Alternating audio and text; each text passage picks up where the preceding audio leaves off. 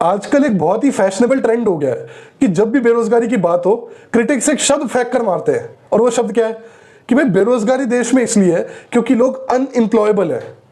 Unemployable से मतलब कि उनमें है ही नहीं वो बात कि उनको कोई नौकरी मिल सके, उनमें स्किल्स नहीं है। They should better get their act together. लेकिन वहीं अगर बिजनेसेस इकोनॉमी वाइड अपने गुड्स ना बेच पाए तो आपको कभी भी सुनने को नहीं मिलेगा it is because their goods are not sell worthy. वहां पर हमेशा डिस्कशन क्या होगा कि it is due to deficient demand. Economy में मांग की कमी है, लोगों के पास पैसा नहीं है, गवर्नमेंट को एक्सपेंडिचर करना चाहिए जिससे कि ओवरऑल डिमांड बूस्ट अप हो, so on and so fourth. लेकिन अनएम्प्लॉयमेंट है तो लोगों में ही कमी है, इसलिए अनएम्प्लॉयमेंट होगी। You see how ideology distorts your economic view of things। और थोड़े टाइम पहले मैंने अनएम्प्लॉयबिलिटी पे ये बात भी पॉइंट आउट करी थी कि भाई this is all highly overrated stuff. Practically हर इंसान अनएम्प्लॉयबल ही होता है जब तक उसको जॉब ना मिल जाए और वो जॉब पे अपने स्किल्स डेवलप नहीं कर देता।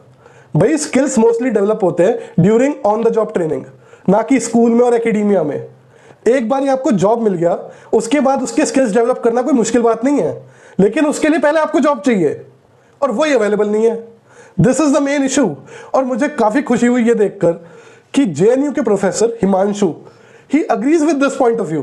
रिसेंटली सुनिए उन्होंने क्या बोला इस इशू पर। And I think one last point which I wanted to make is I'm not so comfortable with this whole word of skill, which has become now a buzzword. It is something that the top private corporate sector has infused and like really thrust upon in the government, and all the governments and political parties are now stuck with this whole thing that there's skill problem and then a skill problem. That this country has given an IT sector which became globally competitive in 1990 without the government creating those skills.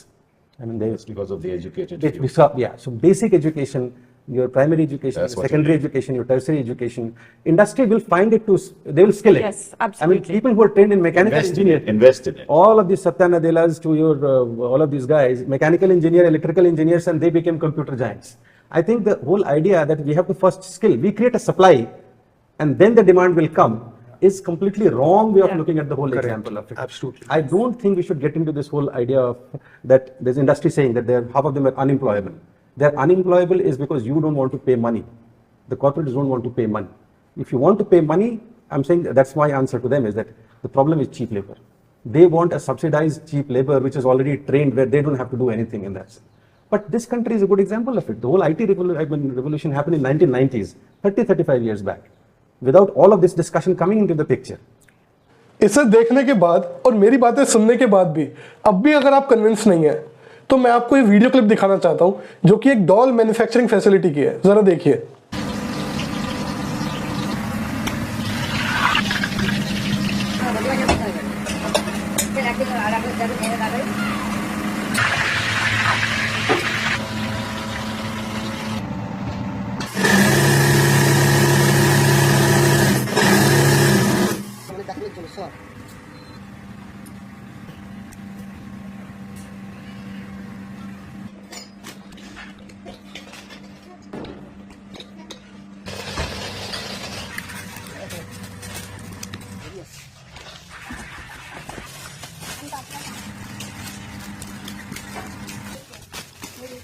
अब आप जरा एक बात सोचिए, ये जो workers यहाँ पर डॉल मैन्युफैक्चरिंग फैसिलिटी में काम कर रहे थे, इन्होंने ये डॉल बनाने के स्किल्स कहाँ से सीखे? कोई सर्टिफिकेशन प्रोग्राम चल रहा था? कोई कोर्स चलता है यूनिवर्सिटियों में या स्कूलों में? नहीं भाई, इनको बुलाया, दिखाया भाई ऐसे ऐसे काम होता है, जॉब पर रखा, करते करते सीख गए और कर रहे हैं जी। ऐसे ही स्किल्स डेवलप होते हैं सर। अगर ये डॉल मैन्युफैक्चरिंग फैसिलिटी एग्जिस्ट ना करती तो यही क्रिटिक्स आकर बोलते भाई इन लोगों के पास नौकरी इसलिए नहीं है बिकॉज दे आर अनएम्प्लॉयबल।